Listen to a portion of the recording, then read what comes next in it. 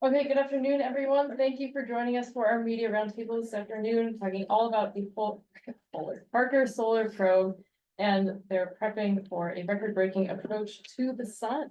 As with the other events, this will be fully recorded and available publicly on our YouTube channel later today. And for press in the room, all of the slides and any of the materials that we need to be provided to folks will be available on the press information exchange also later today. For folks, we do have some folks joining us online. If you could go ahead and use the Q&A box to submit any questions while our panelists are talking. We'll probably get to those after the brief presentations have concluded. And just as a reminder, our goal with this type of event, rather than a formal press conference, is to have a little bit more, just conversation back and forth chat. So if our panelists are okay with taking questions as they come, let us know. Otherwise, we can just move through the presentations and then do Q&A after that. Sure. And with that, I'll turn it over to our panelists. There's a clicker there.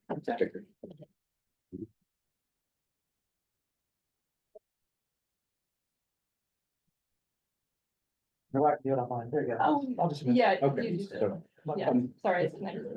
The seats are for journalists. Yeah. You're not nasty as well. Hello, everyone. I am Noor Rawati. I am the project scientist for the Parker Solar Probe mission. We launched Parker Solar Probe in 2018, and here we are for the moment that we have been waiting for nearly 60 years now. If you go to the next slide.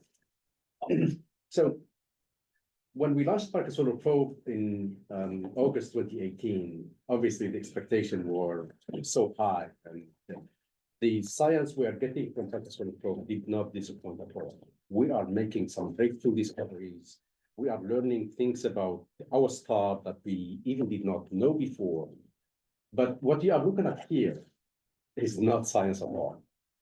What we are looking at here is basically images from the Whisper telescope that are imaging debris from the spacecraft. The spacecraft is constantly bombarded by dust, and every time you have a dust hit on the spacecraft, we have all these chunks of spacecraft material that are flying around, and the camera are imaging them. So obviously, we did not really expect images like this ones, and we were wondering how long the spacecraft can survive. But 6.5 years later, we are preparing to make history. On Christmas Eve of this year, Parker Solar Probe will be the closest human-made object ever to a star. We will be flying within the atmosphere of the star, that is the solar corona that we've seen on the eclipse of April 8th of this year. And this is, if you will, to make a parallel. In 1969, we landed the humans on the moon. On Christmas Eve of this year, December 24, 2024, we will be embracing the star. Our star, the star. So why the mission is so challenging to implement? And NASA have been trying since the mid-70s to build solar probe. But the environment is extremely harsh. The images I showed earlier, just one example of that. But when you think of the heat that Parker Solar Probe will be subjected to when it is closest to the sun, it will be nearly 500 times the hottest summer day we can sort of witness here on Earth. And that's why you have to protect your spacecraft at any time. And one of the fascinating aspects of a mission like Parker Solar Probe is when it is flying near the sun, it has to be 100% autonomous. We cannot do anything to it. If it encounters any problem, it has to deal with it on its own. And the autonomy system that is built on the spacecraft can work for nearly 2 months continuously without any human intervention. And actually, we witnessed that a couple of times already. We have blackouts for nearly 2 months. Spacecraft flew through it without any problem at all. Okay, go to the next slide, please. So coming to the science now. Parker Solar Probe is opening our eyes on a new reality about our star. We are learning new science about the corona, about solar wind. If you can keep clicking. One of them is the famous switchbacks that Parker Solar have seen abundantly close to the sun that are leading us closer than ever to explain how the solar wind comes back, how it is accelerated, and how it is heated. We are learning so much about coronal mass ejections down there and what they do to the environment they are flying through. When they are flying through the medium, they basically clean everything in front of them, leaving a near perfect vacuum behind them. Even the heavy dust particles are cleared by this. It's no wonder when one of them hits our magnetosphere, they can cause havoc like the superstorm that we've seen in May of this year and in October as well. We are learning about how particles are almost energized and accelerated to the speed of light. These particles that we call solar energetic particles. They are the hazard to space equipment, to humans in space, and to us sometimes here on the ground as well. Parker Solar Probe is telling us, actually giving us example how these particles are accelerated to these speeds. But on top of that, we built Parker Solar Probe to tell us all about that. But Parker Solar Probe is way more than that. Parker Solar Probe is an exploration mission by excellence. We are learning one of the first discoveries that Parker Solar Probe gave us is actually not only a solar discovery, it's a stellar discovery. In 1929, Henry Russell put a theory out there saying that around stars, there is plenty of dust. But when you are in the immediate neighborhood of the star, there should be a zone that is totally devoid of dust, that is called the dust-free zone. And since then, for 90 years, people have been looking for that dust-free zone. They couldn't find it. Parker Solar Probe from orbit 1 gave us the evidence that exists near our star. And obviously, if it is true for the sun, it could be true also for other stars as well. We are learning about the Geminids. We are learning about Venus. So Parker Solar Probe is so versatile. That is really what we are learning of it. It's so amazing. But the other thing, and I will conclude with this, Parker Solar Probe is a fast-paced mission. Every 3 months, we have a flyby by the sun, and every flyby, we have a new load of data that is really new for us. And we are kind of spoiled children. We are jumping from data set to data set. And let me say this, now we are nearly 6.5 into the prime mission of Parker Solar Probe. And they can tell, although there are parts of this challenging problem that parts of them we explain. The other ones we are close to it, but we are still scratching to the surface. The data that we are getting from Parker Solar Probe is going to take us decades to decipher and to learn from it.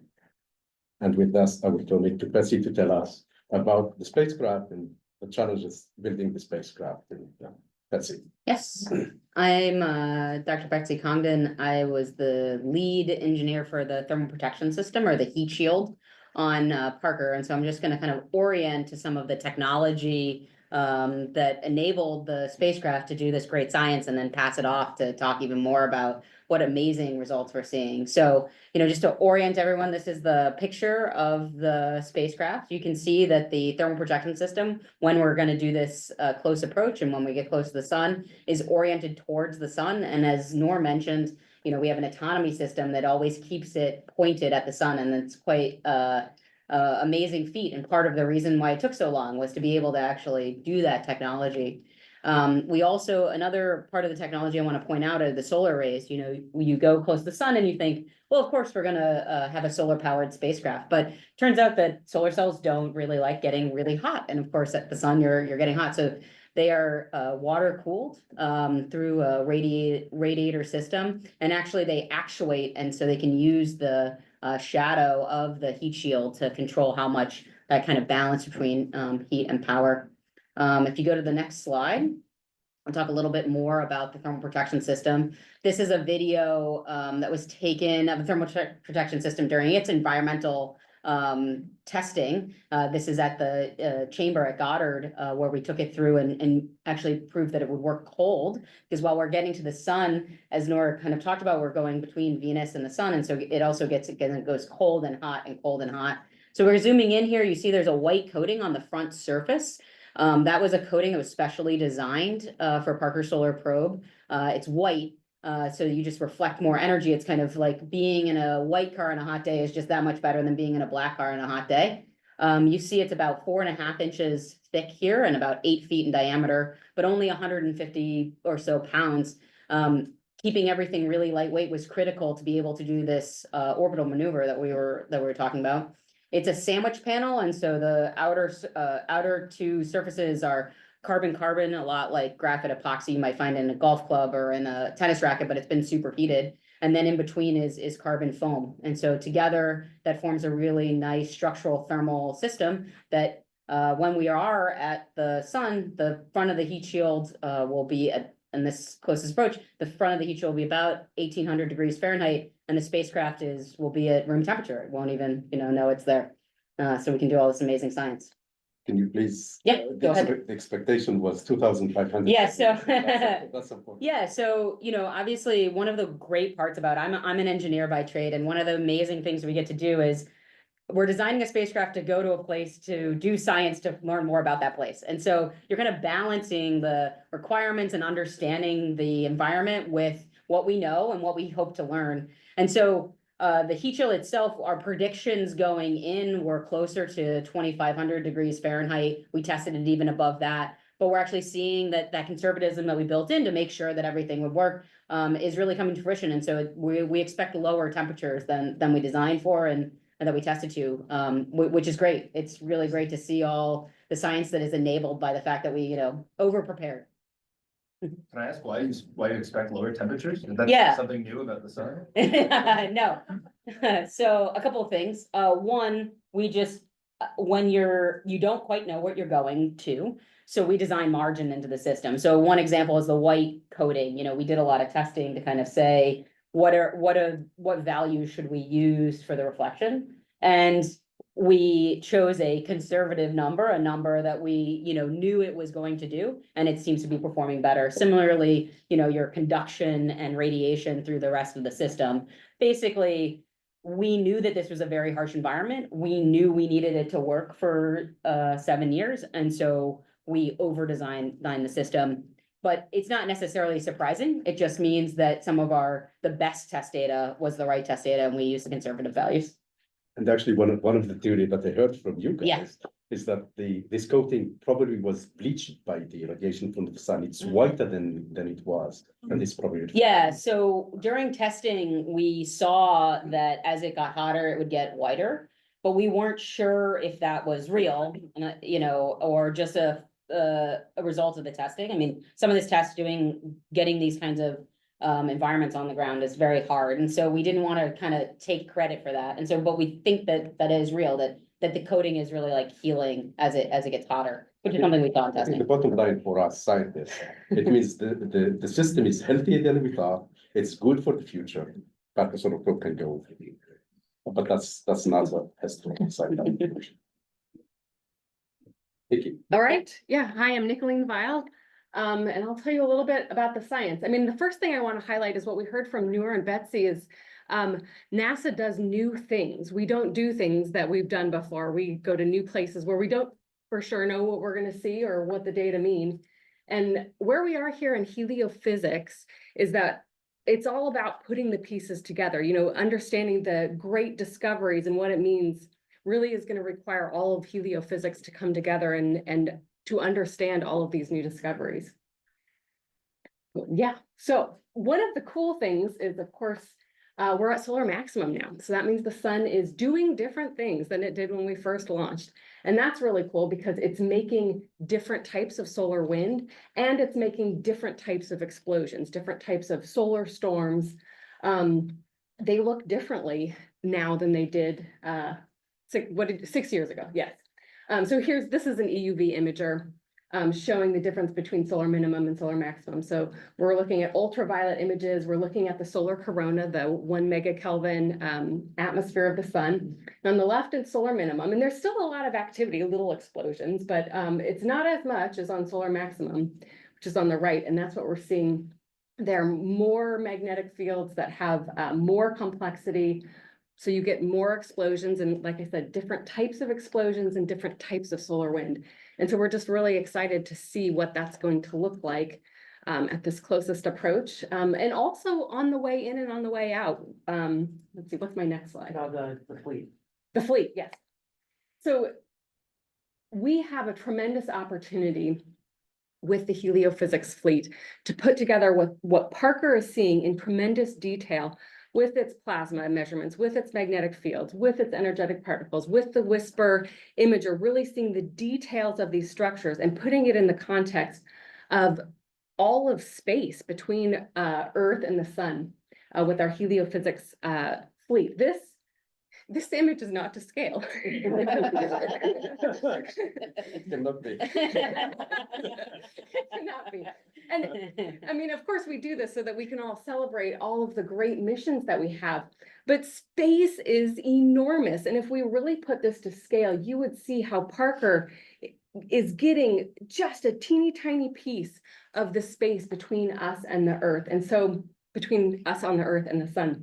And so to really understand what's going on here, we've got to put all of these pieces together. We've got to look at what Solar Orbiter sees. How does that compare to what Parker Solar Probe sees? How does that compare to what Solar Orbiter sees a little bit further out? How does that compare to what is impacting the Earth? Some of the stuff evolves, some of the stuff doesn't evolve. How does it evolve? Why is it evolving? All of those questions, Parker's sort of the key because it's so close. And then if you'll go to the next slide, we have two missions, one that just launched Codex and one that's going to launch Punch. They're imagers like WHISPER, but unlike WHISPER, they get global context. And so by providing the global context of what all of the corona is doing, we can really say, well, that switchback or that piece of the CME that Parker flew through, this is what it looked like in a more global scale. And WHISPER gets the fine details, but then we can sort of zoom out with Codex, which is a coronagraph on the International Space Station, has about this field of view. This is a stereo coronagraph. Codex gets temperature and velocity and density. And so we can compare that directly as Parker flies through our field of view. And then with Punch gets very wide field all the way to about half an AU. And so we can, again, see what Parker flew through and then watch it evolve as it comes further out into the heliosphere. And I think putting all these pieces together is just going to be so important for the future of heliophysics. Point out too, some of the speakers too, like when we brought the whole team to bear here too. So also John Worsberg, he's the mission systems engineer for Parker Solar Probe, and Helene Winters, project manager. I think all the instrument teams are represented, correct? Well, sure. Yeah, so we've got that too, so. Okay, well, thanks for speakers. We do have one question online for Betsy from Leo Enright from Irish TV. Do you know about the ESA thermal shield coating Solar Black? Have you seen any performance comparisons? If so. So I know of it. The environments are different, and they were kind of designed, like the whole thermal systems are designed differently between the two missions. I don't think we've done a comparison, but leading up to design, we were kind of keeping track, but the environments are fairly different, and so they're not necessarily like a direct comparison. You mentioned the performance of the TPS.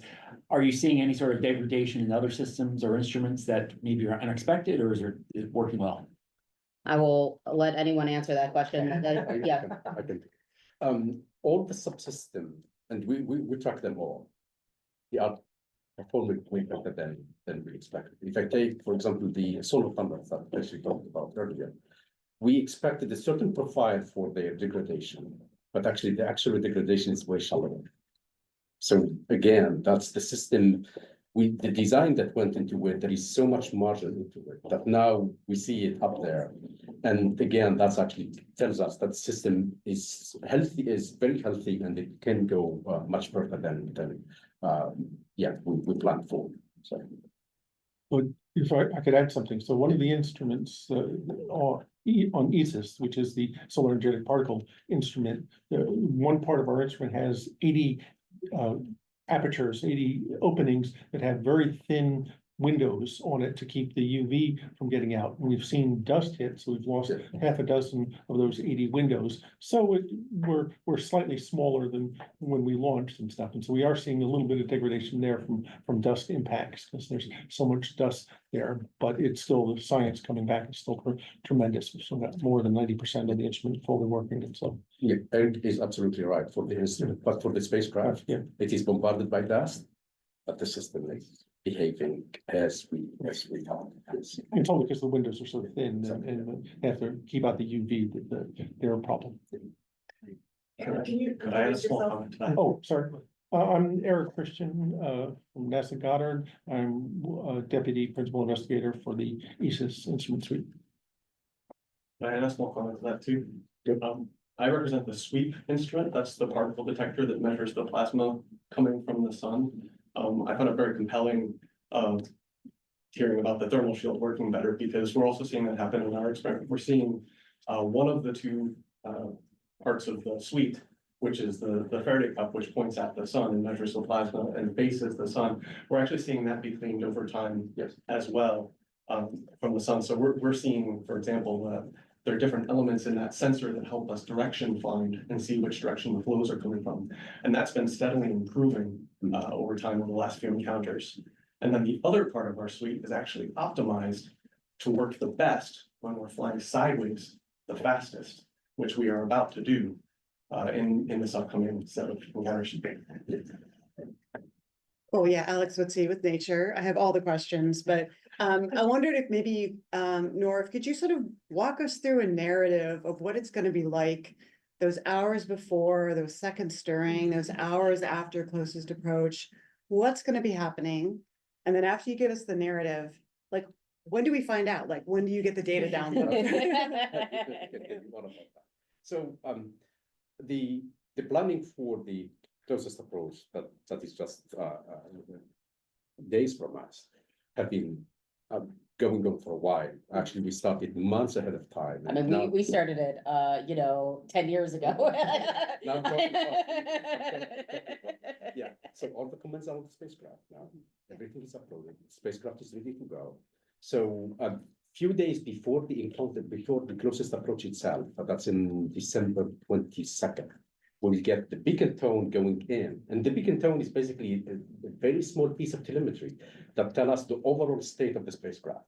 And so far, whenever we go close to the sun, we got only green beacon tones. So finger crossed, we will get green beacon tones as well.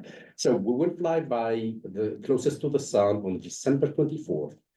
At 6:40 a.m. in the morning here in Eastern time, 6:40 a.m. And then, but then we cannot really tell anything because we cannot talk to the spacecraft. We have to wait 3 days more that we can get another beacon tone. That's on the night of December, the December 26th to 27, midnight. And hopefully there again, it will be green again. And we are pretty confident that it will be fine.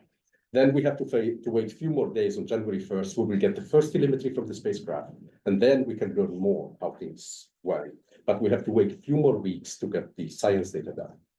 So we have to wait until the antenna, that when we orient the spacecraft, the antenna can look at Earth, and then we can bring the science data down. And when do we get to find out publicly? When do you tell us, the public?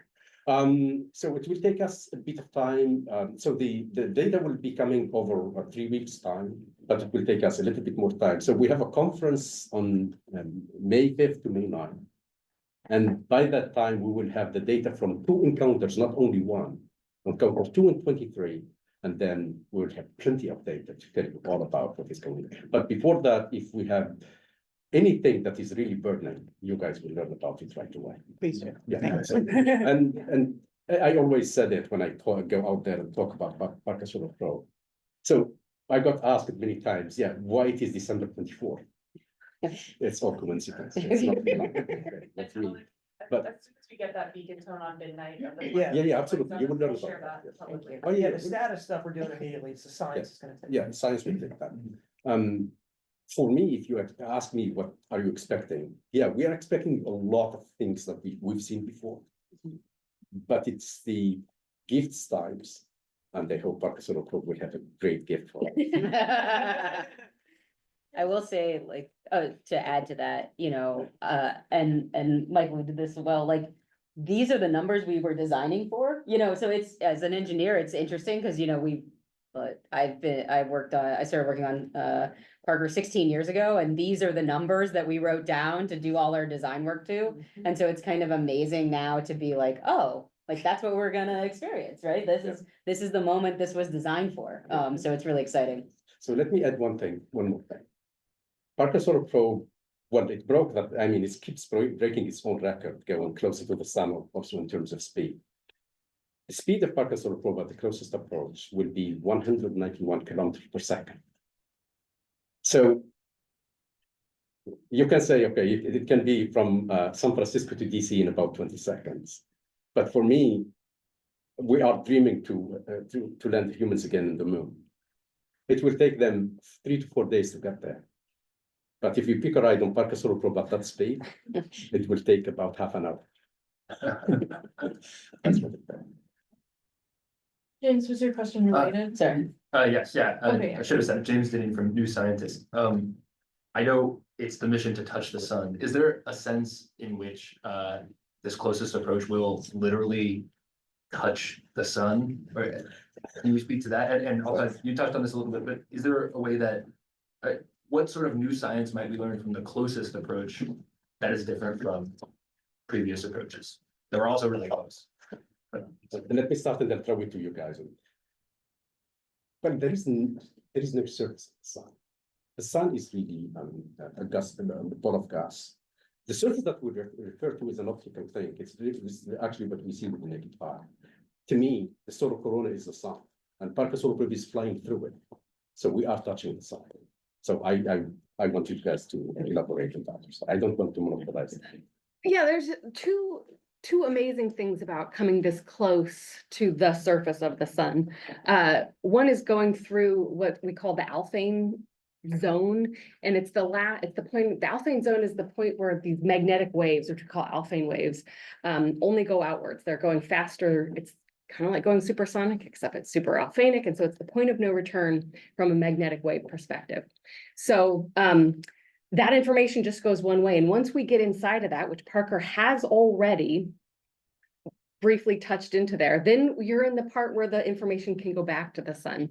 You get inside of that point of no return. And that's amazing. The physics is different, and because you're inside of that zone. Also, just because we're in solar max, the kinds of explosions, the kinds of solar wind that we're seeing are going to be different than the other encounters, I think. And each time we fly through one of them, we learn something new. Yeah, so I mean, from a solar energetic standpoint, we are seeing the acceleration of these particles without the 93 million miles of crud that get picked up sort of on the way. It gets transformed, what we call the propagation of solar energetic particles. And to understand the acceleration, you really have to be there where the acceleration is happening. That's one of the important things about even the plasma for the Alfvén point, is that it's inside the Alfvén point where all the action is happening. That's where things are still being accelerated. Things are still being heated. And so, you know, it's really exciting. The more time we spend close and within the Alfvén point, the more data we get from where the action is actually happening. And that's how we're going to solve these puzzles. So another aspect of this is the sun is really active now. Okay. And whenever I ask it about the current in Iran, I'm actually of two minds about it. So the rational person in me say it can be very serious. Probably let's not go for it. But the scientist in me says, let's see the show. It's going to be amazing. For Parker Solar Probe, what I wish for is the sun unleashes one of the strongest events ever. Parker Solar Probe is very close to the sun. Let's fly through it. But away from the Earth. But away from here. I cannot control that. Yes. Fancy with the Weather Channel, is it luck that we're coming in at solar max? Or was that really an intent from any? Not really. Yeah. It's all kind of, actually, the initial launch that we were thinking of was 2015. but obviously that was pushed to 2018. And it was just for us, launch the mission whenever. I mean, we have been waiting for this mission for over 60 years.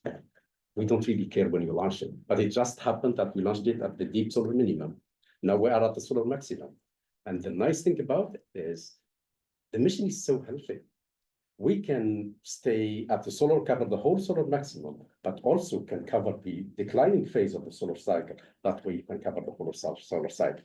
But again, that's the future, and the future belongs to NASA. NASA has to make the decision. And if I could just add real quick, so we expect this mission to last the solar cycle. So we'll see solar minimum again and maybe another solar maximum. So we do expect to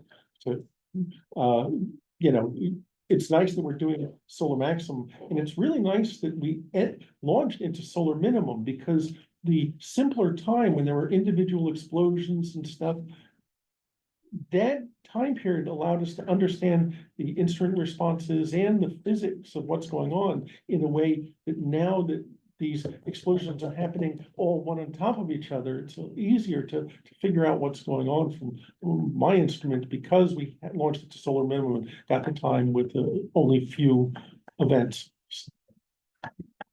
Jeff out of Space News, just to follow up on that, how many of these close approaches do you have under the prime mission before you have to go through the senior review process and get an extension to do more? So we have 24 encounters scheduled.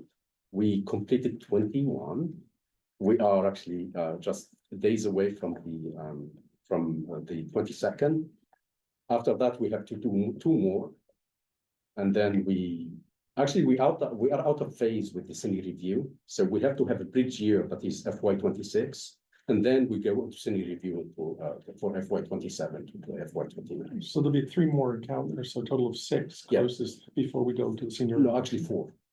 Because the period is about 3 months now, 88 days. So every year we have 4 encounters. So 4 more encounters, and then we go into the senior review. But that's gonna take a year, so it's gonna be Exactly. another, we're gonna get a number. Great, absolutely. Close. Oh, those 4 all at the same solar radii? Yes. Okay. I have a question. Go Yeah, ahead. go ahead. No, go ahead. So, but the last orbit is pretty stable. Okay. So we have just to maintain it, and the spacecraft can stay there for a long, long time. So. Okay. I had some questions about the fleet, actually, I think for you. So first of all, Solar Dynamics Observatory, is that still offline? Is it gonna be back online by the next few days? Solar Dynamics Observatory is still healthy and taking data, and we Okay. will get those data Right, as soon the as we data are can. there, okay. So it will be gathering data during the time of closest approach, and we will eventually get those. Yeah, correct. Okay, right, because it's a ground station. It was issue. ground station. Yeah. There was a flooding in the Yeah. data center, yeah. And then the Codex, you said, is on the Yeah. ISS. Correct. Will that be in a position to observe in real time the Parker close approach? Codex is right this second commissioning. And we Okay. will be commissioning during that time. Okay, So we will cross all of our fingers that commissioning goes well and see what happens. okay, So what's going to happen there? Okay, let me go back a little bit to the early phases of the mission. Okay. Obviously, we have this mission that is so exciting. We put an announcement there asking, okay, if you can volunteer for observatories, both ground and space, if you can volunteer your time to observe with us. And we're expecting really a handful of, we got over 50 observatories between ground and space observing with us. That's for the early encounter. This one is so special. My expectation it would be more like that. And then as Nor said, every 3 months, there's another one. And so there'll be more opportunities. And it's pretty random whether our perihelion is on the side faced by the Earth or behind. So is this one? This one, we have good view from. Yeah. We have good Right, view. that's from what I there. thought. Yep. and solar orbiter, where will that be in relation to Parker at the time of Parker's closest approach? Yeah, orbiter is going to be roughly near the Earth. It's gonna be pretty far out. So there will definitely be opportunities for some of the instruments to take data. It'll be better for some than others, because there's so many instruments on board the solar orbiter spacecraft. But I would expect there to be some kind of, whatever joint science can be done with Right. solar orbiter, because there's a lot of coordination between those two missions. Okay, but maybe future perihelia might be, Yeah, I mean, because, so the orbiter orbit is about a 6-month period as opposed to the 3-month period, so it's kind of every other. You get a really good alignment where they're in perihelia together, Mhm. and then you get some where orbiter's just further away. got it, okay. We had a question online, another one for Betsy, a potential ESA comparison. Leo was interested in hearing about any synergies with the solar orbiter and the Proba 3 mission that just launched last week. Is there any specific joint results with solar orbiter yet?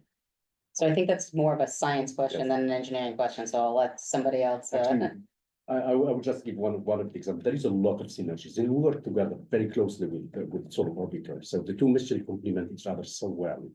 And there is, I mentioned earlier that there are certain pieces of this challenging phenomenon that we basically settled down, and part of them are actually done with solar orbiter. When it comes to the expansion of the solar wind and how it is heated and accelerated when it is far away from the sun, that part now we pretty much understand. And that's actually done together with solar orbiter. And it's done when the two spacecrafts are aligned. We can actually see the evolution of the solar wind from one spacecraft to the other one. And then we can build the picture from there. So yes, the synergies with Parker Solar Probe. It's just, for me, I call them the twins. So. Yeah, sorry, I misspoke. It was for the, so did you? Yeah, wait please, before? yeah, reports can report. Yeah. I'll say we've also been able to make really great coordinated radio measurements between Parker Solar Probe and some assets that we have near Earth. You know, if you are interested in tracking a radio beam that is emitted from the sun, sometimes by a beam of energetic electrons, it's really helpful to have multiple perspectives various places in the solar system, because then you can actually triangulate it and tell which way the emission is traveling through the heliosphere. Yes. And with Proba 3, we're going to be able to see very close to the surface of the sun. So you can imagine putting together your solar dynamics observatory, low corona, ultraviolet images with your Proba 3 sort of lower middle corona, with your METIS, also lower corona, and then maybe Codex, where we get sort of the middle corona, and then the outer part of Codex is right where Parker is flying through, and you get the in situ data, and you get the whisper images in that super detailed, but right in that region. And by putting all of that together, we can really map from where things came from on the surface of the sun all the way out through as it turns into the heliosphere. There is one thing I was approached about it not long ago, and it's really science that we should have done, but we have not done. Parker Solar Probe is flying very close to the sun, and for certain conjunction, the spacecraft is really, really close to the sun as seen from Earth. I mean, and there are certain tests of the general relativity that we can do so beautifully. And I actually got approached about it, and we have to plan it for the next generation.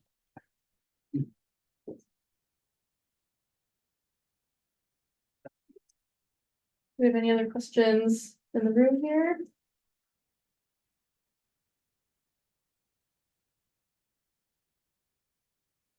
Not unless you want to tell us more about general relativity. So okay, the other, actually, because I'm honestly getting requests about using a Parker. So this one, the other one is not really about the relativity, about the shift of the radio signal when it is traversing the solar atmosphere. And that shift, we can learn so much about it. It's not really my thing, but I was told that this is really great thing that we can do. And there again, that's for Encounter 25 and beyond. Thanks. But not special relativity. No, that's not. No, Because we're only moving at about 1,000th the speed of light. No, but when it's about the radio beam when it is traversing the atmosphere very close to the sun. Right? That's actually where we get the. Okay. Well, if you have no other questions, of course, you can feel free to find these nice folks afterwards.